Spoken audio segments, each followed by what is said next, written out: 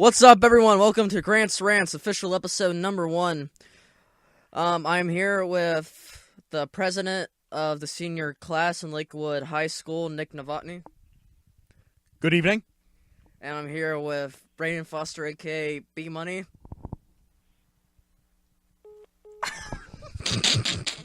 He just made up. Okay. See, he told me in the DMs that we were doing this and that he wanted to come and be invited. I told him he wouldn't take it seriously. He's like, yeah, I would. And then he just did that. Alright, so this show is basically just me and I guess Nick talking about topics that are happening in our community, school, and other things that we find interesting. We have it like in a topic format, but we'll probably just go off on some stuff randomly. So, alright, so the main topic I wanted to talk about today was the school Wi-Fi situation. Now, we go to Lakewood High School out in Hebron, and our Wi-Fi has been taken down since, was it 2 weeks or 3 weeks ago? 2 weeks. 2 weeks ago, our Wi-Fi was taken down due to some complaints run by the school, by Mr. Cryer, our vice principal. And he got some reports from parents saying that their kids were being harassed and bullied. And so he thought the best solution to do would be to take down the Wi-Fi, not take down the Wi-Fi, but put down social media, so no Twitter, Snapchat, Facebook, anything like that. So this got a lot of us confused on why this happened, and wondering what's going to happen now since we have no Wi-Fi with like social media. So I have a few articles. This first one is from Wi-Fi in Schools. Learning happens anytime, anywhere. So it talks about the health risks and concerns being raised by anti-Wi-Fi coalitions are not sustained by science, nor by many different publicity-funded regularly bodies in Canada who are changed with enduring public health. So they're not really talking about social media, but they're talking about Wi-Fi. So if people aren't able to communicate with other people online, then wouldn't you think that would hurt them in any way, Nick? What do you mean hurting people? Like, people have certain groups online and on social media, so wouldn't you think that they would not be able to talk to them while at school? So wouldn't that, like, sort of hurt their social experiences? Perhaps, but I also don't think that school's much of a social experience. Usually, what a lot of the times, for instance, we have maybe time at the end of a class period or something like that. Too, you can have a whole conversation in 2 minutes. So really, in its entirety, school isn't as much social as folks take it as. Okay. All right. Well, I'm just getting upset about it because essentially the school is protecting themselves so they don't get in trouble, which is understandable, but it's like the same thing. You can take guns away from kids at school. Now, I'm not saying that we have guns. All right, let's say this. You have 100 people. During 12 to 1, they're not allowed to have a gun in the building because the building will be sued. But from 2 to 5, they have guns and they're outside the building, but like they can still kill people. It's like kind of the same thing with like social media. So parents are complaining that their kids are being harassed on social media at school. So the school sees it this way of, all right, let's, instead of solving the problem to stop bullying in general, let's just have it so they can't bully anyone at school, but hey, they can do it on their own free time where the school can't be held responsible for it. So I look at this as them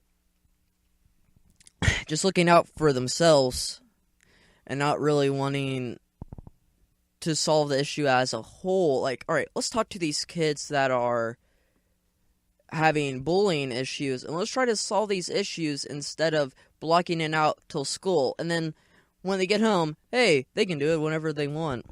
What are your thoughts? Well, while that may be true, we don't honestly have a way of knowing one way or another, though it's a valid opinion to have, given the perspectives and outlook. I would also argue that the school can't be involved in cyberbullying outside of the school day, because that would mean they're involved in students' lives outside of the school, which is something I'm against. I don't think the school should be allowed to check up on us in outside hours and handle that within school. What students do outside of the school district, is up to them, and there should not be repercussions within the school district. But as far as at school goes, there hasn't been a sit-down conversation between anyone about the specific reasons this happened, and though we understand it's cyberbullying, we don't know how to address that because we haven't had that sit-down.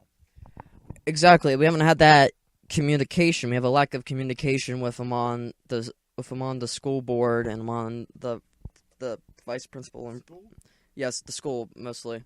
And so we aren't able to have that communication.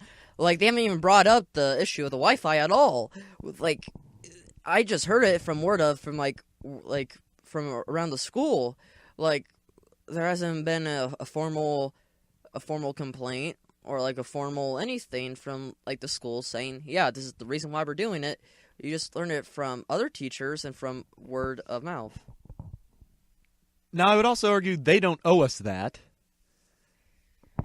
I disagree on the front of they owe it to us, because we are, like, what is a school without the students?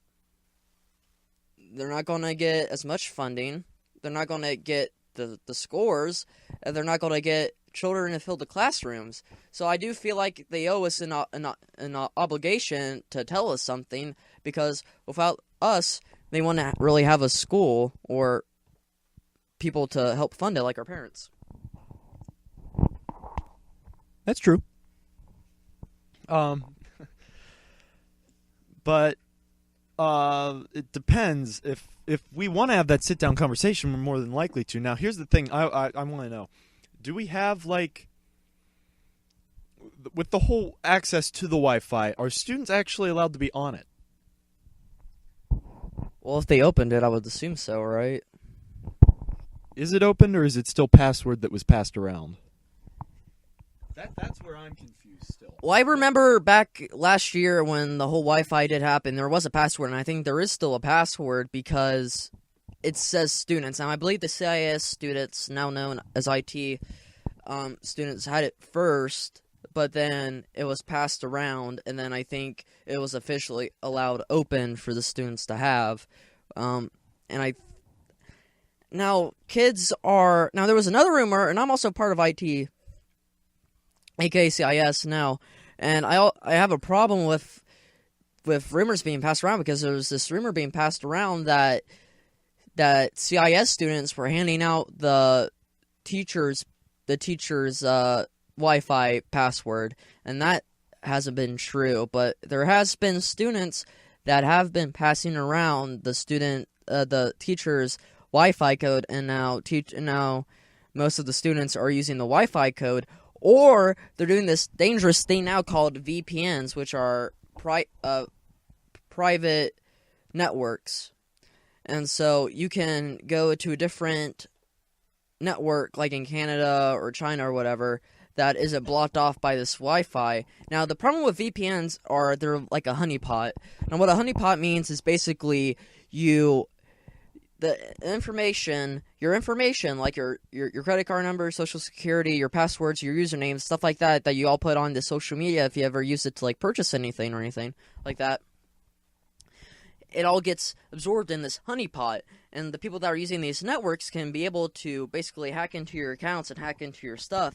So VPNs are very dangerous, and I haven't used a VPN for that. The only time I used a VPN was to look up my AP scores in a different time zone because Ohio's on Eastern Standard Time, and I wanted to look it up in Western. That's the only time I've ever used a VPN. And now I see these people all using VPNs, and I keep on telling them it's a very dangerous thing to do because it's a honeypot. Your information's out there now. And so, I mean, I hope it doesn't kind of bite them later, but I mean, it's very possible, and I think the school is kind of responsible for that in a way because this is the only really direction the students can go in now is because of this. What's the question? Well, I was just saying, talking about VPNs. If you had any opinion on students using VPNs, I wouldn't use. I'm not familiar with VPNs, but I wouldn't recommend using anything that's unsecure, especially in such a digital world, on devices that have so much personal information. Yeah, I mean, it's just it's a dumb thing, and I've heard from other students and teachers that he isn't going to implement the Wi-Fi back anymore, and it's going to be a dumb thing. Now, we did have a presidential election a week ago, and I thought, and other students thought that this is the reason why they took it down, is because so many kids were arguing back and forth about the election on election day, and harassment was being thrown around. So I was just wondering if that was the reason why, but apparently it wasn't. So we talked about that, and now we're going to talk about how... Oh yeah, I got another thing to talk about. Do you think the school Wi-Fi situation, them closing it, do you think it's going to accomplish anything at all?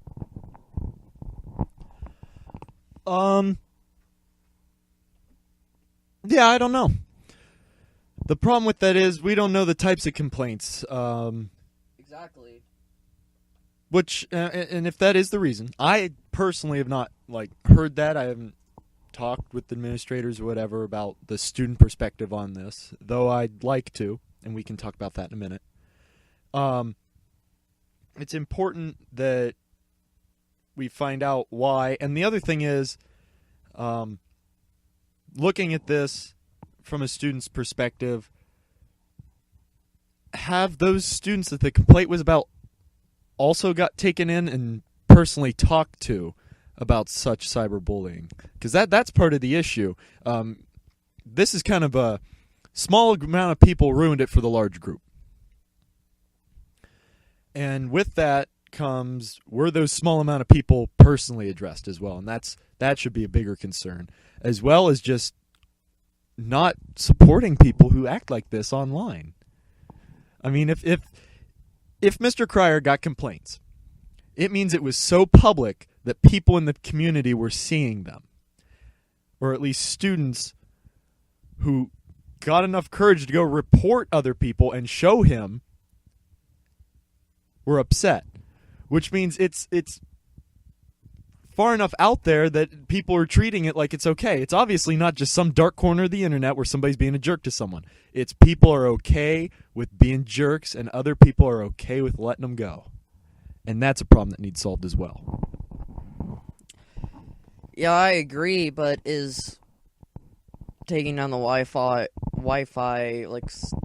is taking down social media a way of solving it? I mean, yeah, it's a way of solving it for school, but you have to remember people have LTE and data, and people can use data too to get on social media.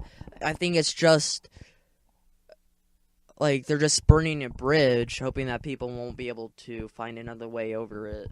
I see it like that, and people have found other ways to go over it, like using data, VPNs, and going home and doing the exact same thing, or getting on teachers' Wi-Fi's, or the open Wi-Fi. And so I pulled up a article about the pros and cons for VPN, if it could do well for privacy. Yeah, it's just basically saying that the same stuff I said, it's very open, dangerous, people can get into your information easily. So yeah, chances you'll have a lot of places where you can connect to the internet with your own computer. So, I mean, now I have a suggestion for people that are using VPNs. Set up a VPN on your own laptop, and then hook it up to your phone, and then just use that at home. I mean, use that when you go to the school. All right, so what else do I got here?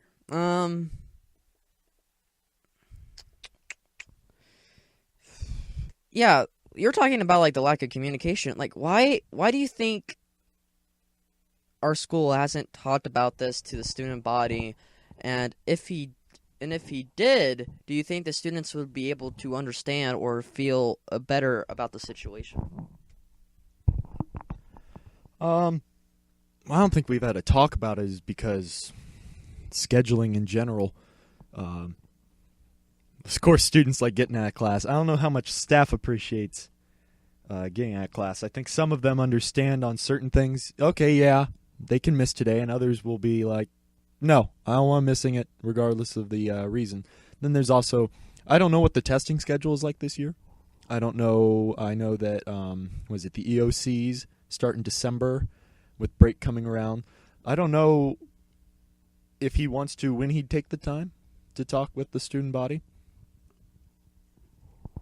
And I think, I know not everyone has a lunch, but I mean, doing it at lunches, I think would be a simple solution to it. And I know not everyone has a lunch, but I think it would still be, you would still have a large majority of the class to be able to talk to them. All right. Now, I have a tweet that I made on November 15th. I also have 2 tweets. Well, one's a tweet and there's a tweet that I made, but it also has a story to go with it. So, retweet if you want the Wi-Fi back. I'll show this to Nick, since he's the leader of the school council. This had 14 retweets. And so it just shows you how much people really want the Wi-Fi back. And now, I have another one. Someone made a Lakewood exposed Instagram exposing people at Lakewood High School that need exposed. Stay gold or get exposed. So I quote retweeted it, saying this is why the Wi-Fi is down. And so I think part of it is because of that. People are making these bullying accounts, are thinking that they'll get away from it. So now it's story time. I won't put any names out there. I won't.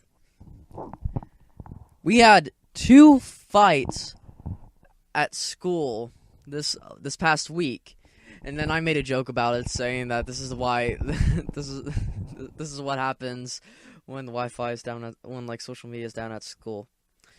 So I mean, I'm not saying it's part of the reason why, but you might want to take it into consideration. All right. So I got some questions for you, Nick. So let me pull them up. Can we address those 3 subjects? Yeah. Really quick. Okay. So the first one was your tweet, right? Yeah, the one about getting the Wi-Fi back on people. 3 tweets. Okay, and then the second would have been the Lakewood exposed account. Then the third would be the fights. Yeah. So let's start with the retweet this so Nick can see it. All right, 14 retweets, 7 likes. I very much like hearing from students' perspectives about what we can do for student council, especially this year where I hope to put student council in position that we can really start working at the students' benefit, sharing their views. At the same time, I don't think every student's represented on Twitter, which is fine because this is a very informal poll. But I appreciate this tweet, but I also take it with a slight grain of salt. I was thinking about it, and then I realized, well, to retweet or to like something is kind of simple. It takes 1 or 2 clicks. You really don't have to do that much thought about it. So here's an example of other things that have been liked or retweeted by students within the district. 2,200 3,000 hours. This is what happens when I sing to Drake in a Russian accent. Shake my head. Another tweet. I hate Christmas music, movies, and decorations. It's a fish. They don't even have eyes. This tweet just has an unhappy face. No words. I keep thinking I have a spider on my arm, but it's really just my hair tickling me. So while I'm not criticizing these people for making these tweets, I'm saying that just the ease of retweeting or liking something doesn't show really a statement of opinion. It's not a position you take just to retweet something or to like it. And so I'd really like to hear from these folks in person as well, their perspectives, and then talk with them about maybe if there was a cyberbullying issue, their perspective on how to solve it. If people want me to bring this up to the administration, I'm going to go up to them with a solution, not a problem. I think that's what we need to do. Number 2 is the Expose Me account. There's one of the problems. People doing crazy stuff like that. Well, not so much crazy, but just rude stuff like that. I mean, come on. At what point are we going to understand that the longer we're jerks to each other, the less cool stuff we're going to be allowed to do at school? Third, fighting. Why are you doing it in school? It's more of an attention thing. Here's the logic. I'm going to fight you, so I'm going to do it in a place where there are multiple adults of authority and cameras that document the whole thing. Now, I'm not encouraging fighting at all, but I would say that it's not about who's tougher. It's about who can get the most attention. So, if we want to act professionally, I think we're going to be treated more professionally. We'd get a heads up next time instead of just things getting shut down. Back to you, Grant. Wait, oh yeah, right. I mean, we could call. I don't know. All right. All right. So, since you're president of the senior class, I do have some questions for you. Maybe you can answer them. All right. One, is there anything that the student council can do about this at all? Well, according to our current student council constitution, which we're working on in order to update and make the student council more of a, I guess the term would be user-friendly for the student body. What we can do is we can hear out your grievances. If you're upset about the Wi-Fi, come let us know, and we'll let you know why. Now, frankly, I wouldn't be surprised if you don't know who your class representatives are. It's not given that the student council's not given that much of an emphasis right now, and that's okay. We can change that. And the important part is that when you come to these people, don't expect instant results, because there's going to be some talk, some different perspectives shared, that maybe the Wi-Fi comes back. Maybe. The problem with that is the administration always has veto power over the student body in order to keep order. But if we actually have enough people upset, not just 14 retweets or 7 likes, not just people who are complaining about it in the hallway, not people who are just upset and not really looking to do anything about it. Grant's taken a step. He's talked to me. I have several other people decided to come talk to me, and I'll be able to talk to the administration about it. But I want to hear these perspectives, because otherwise we can't say this is something the students truly want back if only a few students express that they truly want it back. Yeah, and I'm having this show, for crying out loud, to talk about it too. I mean, this is like a grievance, like talking about it. All right, so another question.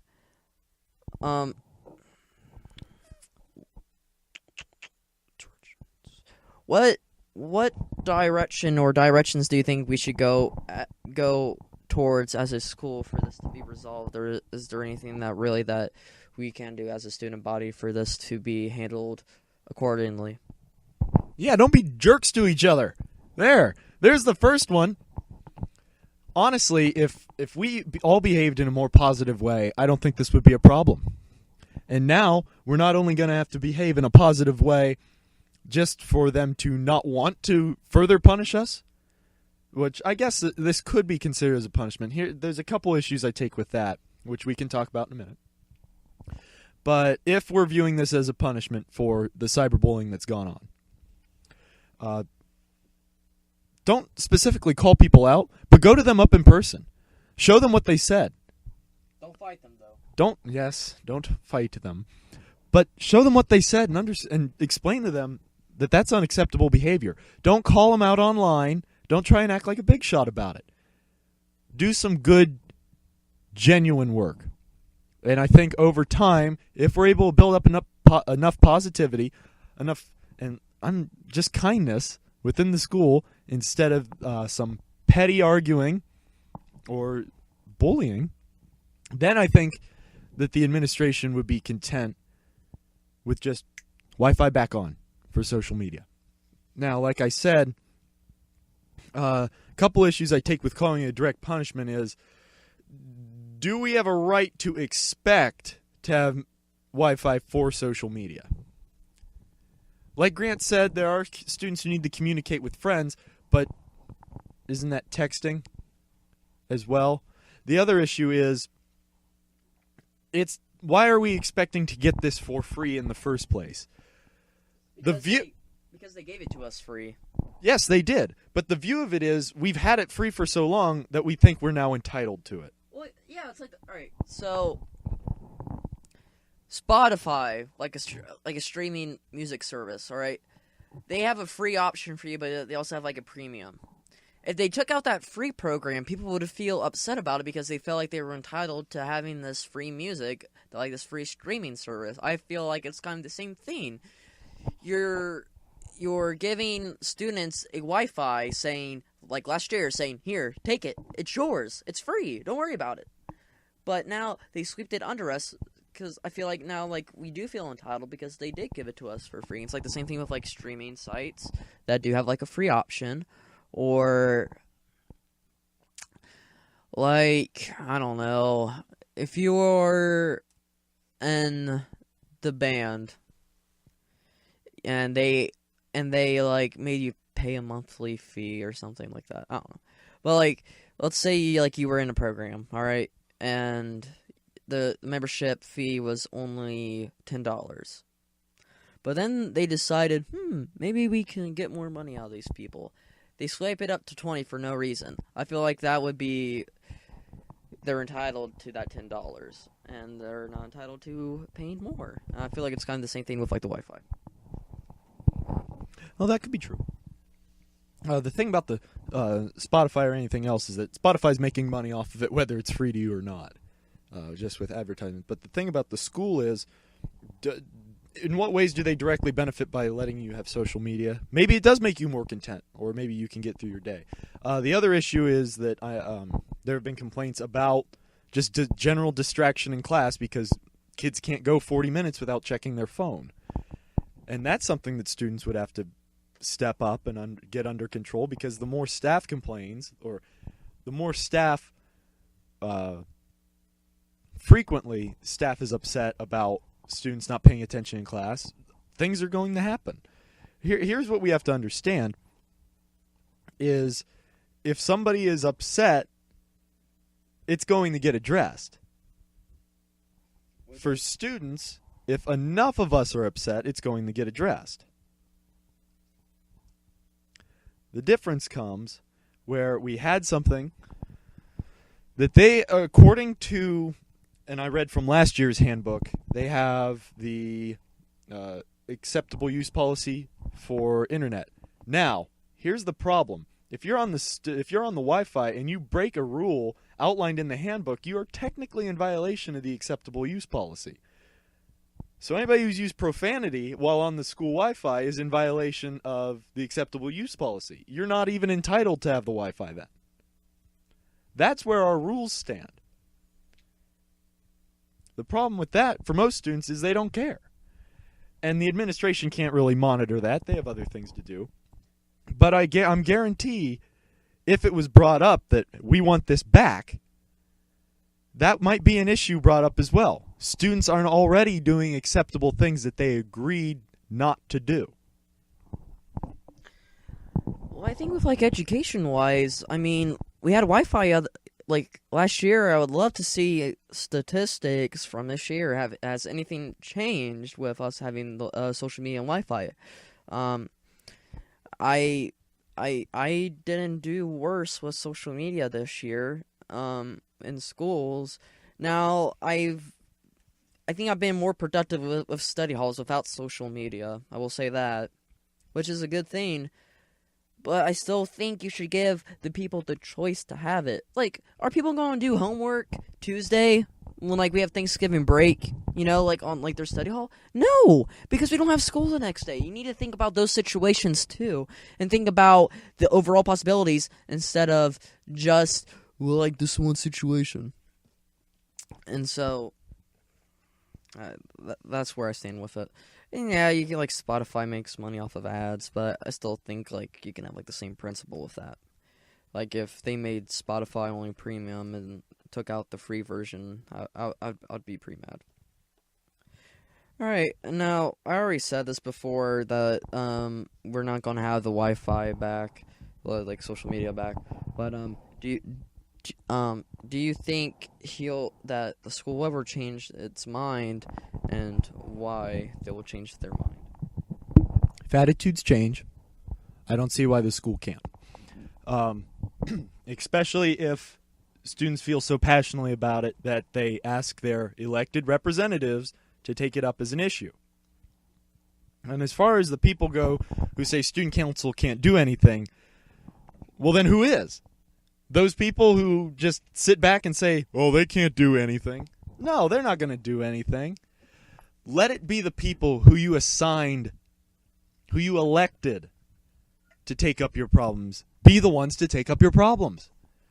If anything, student council will then gain more credibility and your problem might actually get addressed. Yeah, and I also think that has to do with a lack of communication too. People aren't communicating. Communicating is having number one key, having a dialogue with someone. Let them know your grievances. Let them know where you're coming from instead of this one-sided argument, you know? If people come together and tell their grievances to the student body that has more authority or that actually has like a platform to defend themselves on, then they'll be able to talk to school officials, the school, and be able to say, hey, the school, kids have come to us, many of us, and we're the elected officials from the kids that are telling you, hey, we have some issues and problems going on. All right, so basically how, like, my final thoughts about this is communicate, talk to school members, all right? Don't get in fights anymore because this isn't going to help at all. And 3, stop harassing, stop bullying. All right, it's not good for anyone. And just like talk to the people. I know that can be hard sometimes.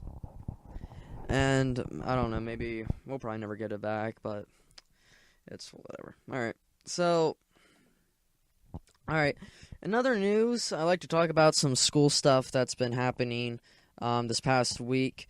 And do a few plugins. Now we have a special like Nick here who played what role in the play? Dairy. All right. So the drama play was The Outsiders. Now when this is airing, you won't be able to see it anymore. But I just want to talk about it because it was such a good. You guys did such a good job with. I felt like Christian Ryan, the lead role.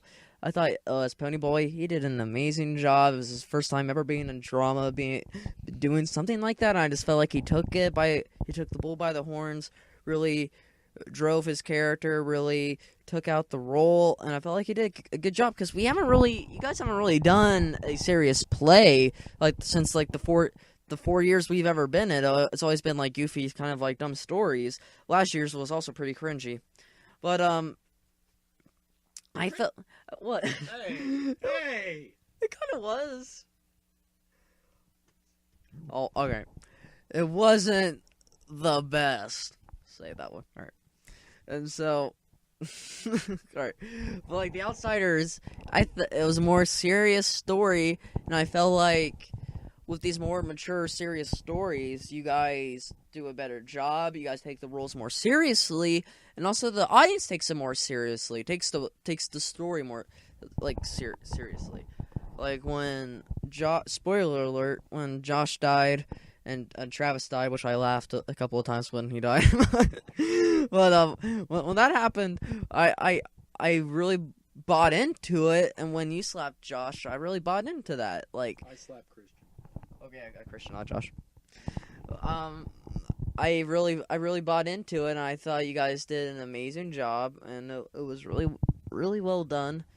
I thought the lighting was good for most parts. There were some times where like the lights went like to like the stage a little bit soon, and then I felt like one of the rules who was married to a certain individual went on a little bit too early on one of the times, but other than that, everything seemed to flow smoothly. Everything was slick, and I liked the story. And I liked your guys' interpretation of it. I loved the roles. I really bought into it. I didn't see Nick. I didn't see Josh. I saw these characters' roles as the way they did it. So, if you ever get to see The Outsiders, ever get to read the book, I would highly recommend it. Alright, so next we have a plugin. Lakewood, we're doing a video game tournament. So make sure you sign up for that if you want to. I think they're doing a Mortal Kombat, Mario Kart, Call of Duty, Black Ops 3. What else are they doing? They're doing Guitar Hero 2, I think, and Super Smash, the Wii version, which it's not my favorite, but okay. And then so $5 to sign up, $3 to do an additional game, and you get a free pizza meal if you get to do it. It's this Tuesday, November 22nd. Also the last day before Thanksgiving break. All right. Now we're also doing a dodgeball tournament. I have no idea about this. I think it's like $30, like a team for 6. So like you're basically paying $5 like per person. That's being done. Alright, now homework over break. Our history teacher, Mr. Kevin Miller. Yes, who we love, has given us a election paper to do, I guess. And basically we're going to be talking about the campaign from Hillary Rodham Clinton and Donald J. Trump. And we're talking about like the tone and the themes and everything, so that should be pretty interesting and fun to do over the break. Alright. Now, our final thing we want to talk about is the election. Yes, it happened last week. Now, me and Nick differ a little bit on the political spectrum with who we support and everything like that. I'm more of a Democrat, he's more of a Republican. We both did the Licking County Republican internship, which is kind of funny. I kind of changed me into a Democrat, but I still like the local officials. Shout out to you, Thorpe and Portman. Well, Portman's not really local, but people like that. I like them, but like presidentially, I'm just not really into it much. So, if you have anything to say about that, Nick. You don't have anything to say? Well, I thought about things I could say, but I realized, I think we'll see how this course goes. Obviously, there's been a big reaction. Guess what? There always is. I think we're a nation of firsts, and I think as we head into further centuries, as we head into further years, we'll see what it's like to be the first in many other things. I wish the next president luck. I would have either way, whoever won. Do I support the candidate? I don't know. I'm interested to see in the cabinet picks. Been reading some things online about who it could be. I am interested in seeing that we've kind of gone back to this thing where being the president isn't the only job a president has. Back when we had Washington and Jefferson, the president was the main focus job, but it wasn't the only thing the president did. And I hope that doesn't take away from focus in this current age on the presidency, but that shift in perspective that the president might have may make some policy decisions different. Yeah, I just feel like that if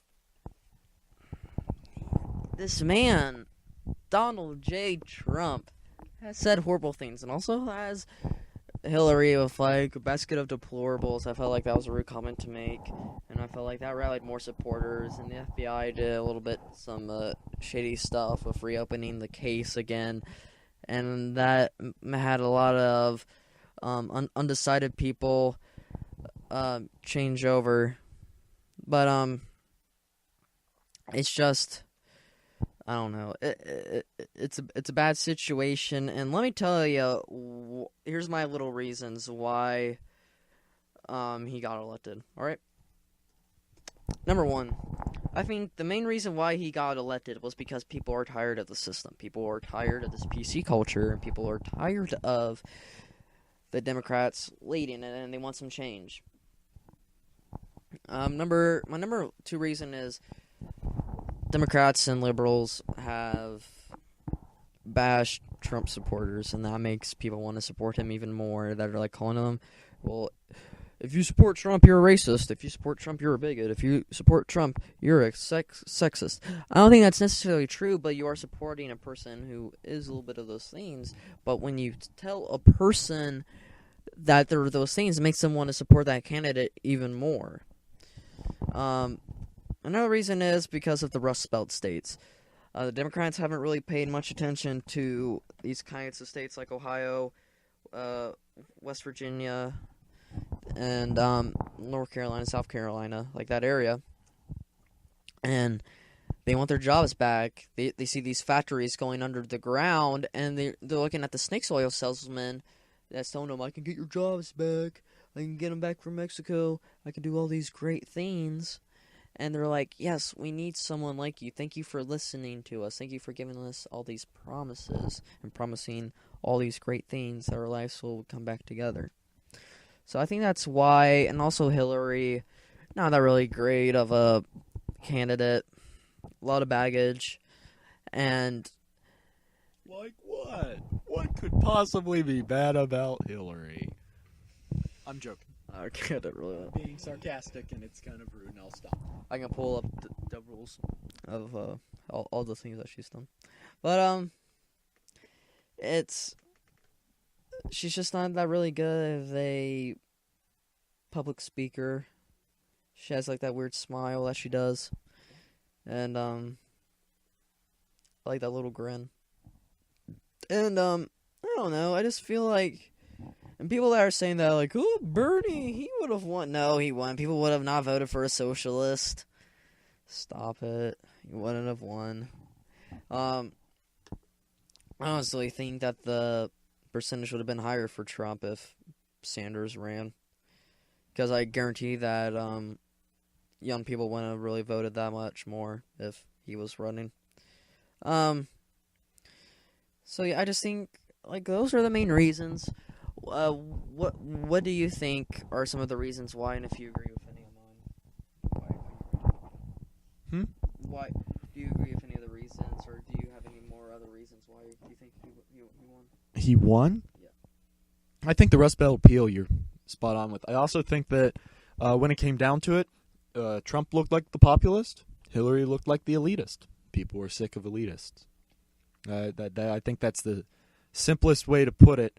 Yeah. In terms of it's like the 2008 election in that one party swept through White House, both houses of Congress, but it's different in that election it was just based upon former president's record, and in this election I think it was more based on that there's that kind of a cultural divide now, I would argue, in America, where there are people who are in charge, and then there are people who don't feel like they were in charge for the past so many years. Maybe not even just during the Obama administration. Even things building longer than that.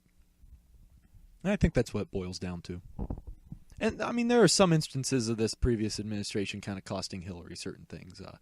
Definitely. We talked in history class, and I had also read several articles on the Cuban population, how they weren't happy with the opening up of relations with Cuba. Trump actually rallied there several times, even in the primary, in order to get young Cubans out. He had an article I read. He had a meeting with the survivors of the Bay of Pigs invasion that horribly failed, where JFK attempted to have Cubans take back the island of Cuba from the Castro regime, and he wasn't able to give them aerial support, and they were most of them were slaughtered on the beach. And so I think that built a large Hispanic base in the southern tip of Florida that helped tilt that state in Trump's direction. Yeah, I agree, and I think like most people are getting tired of and that was another big thing that like he was preaching. We need to get rid of the political elites, stuff like that. Yet he has some in his cabinet, which is interesting, and he also has who's that one guy that's like really racist that's like in his cabinet that like he wants to move to it. I forget who it is. New York Post just released a statement saying Melania and Barron Trump won't be moving to the White House. So that's interesting. Oh my gosh. This campaign has been difficult for Barron, and she is really hoping to keep disruption to a minimum. So I think like they're staying at Trump Tower. Alright. That's interesting. Alright, so let's see here. Okay. Well, I think that's all we really had to talk about. Thank you for anyone who has watched all of it. I mean, listened to it. I'll try to put it up on SoundCloud and on Google Hangout, maybe. No, not Google Hangout. But I will try to put it out on SoundCloud. And you guys can listen to this on your own leisure. Let us know what you think about the school Wi-Fi or anything else that we talked about. Did you guys see The Outsiders? Are you guys doing the video game tournament? Dodgeball? You guys have any homework over break you can rant about? Let us know on yeah. Alright. So, alright. Thank you, Nick, for coming on and talking with me. I think you made this show a great inclusion, and hopefully I can have you on another time. You're very welcome. I look forward to any open communication I can have with our student body, be it through this. You want to do like a few plugins? Yeah, I'd actually like to do a few plugins. How'd you guess that? Oh, yeah, I know, because you're a good host. Okay, so number one, don't be jerks to each other. We're in a district where I have a positive opinion of our district. I have school spirit, not because of the Lakewood that we are, but because of the Lakewood I know we can be. I don't think we're bad. I just think we can be better. So, don't be jerks to each other. Second, if you have a problem, go to your student council member. If you don't know who they are, I hope you know who your class president is. And if they don't help you, which I don't think they would, I think they're great people, I think they'll be able to help you out. And if you have a problem with that, come to me. I mean, I will be sure to help you out. That's why I put myself on a ballot, is because I want to help out our student body and address any concerns they have. And the biggest thing is be willing to maybe not see the Wi-Fi back for a while, even if we lead this kind of effort to get it back. We have to be able to show that we're basically worth it, because wherever these complaints came from showed that some of us shouldn't be allowed. And they obviously did it for a reason. It was obviously done for a reason. We won't deny it was that. It wasn't some frivolous thing. And I guarantee Mr. Cryer thought, what are the students going to think about this if I take it away? But if he gave it that thought, and I don't think Mr. Cryer did this just on a whim. I think he put thought into it because he is our school administrator. He cares about us. But the thought went into it. can we let this go on, or do we just restrict people in this way? And in all honesty, cyberbullying that may or may not be going on during school versus having social media in school, I think he's going to go with the ban social media. So I think we should prove it to ourselves that we can do this, that we can not be jerks to each other, that we can end whatever cyberbullying may have gone on. And I think we'd be able to get some of the privileges back, such as a school-paid Wi-Fi, so then none of you have to charge your accounts with data. You lose data or data overcharges. And I think that's important to show the administration. And I think if we're able to accomplish that, maybe the Wi-Fi wouldn't be the only thing we get in return. Do you have any ways that people can reach you if they need to talk to you or have any grievances? Come find me in person. That's the first thing. Don't text me about it. Come find me in person so we can really get it set. And some of you wouldn't have my number, and I don't really communicate on Twitter too much. But come find me in person so we can set off any open communication with the right idea face to face. All right. Well, thank you guys for listening, and let me just pull up one thing real quick. I want to put our Twitter handles in there so people can follow us if they want to. All right. I am at Richie Grant. Actually, dang it! I did such a good job. All right. I'm at Richie_Grant, all lowercase, and he is at Mr.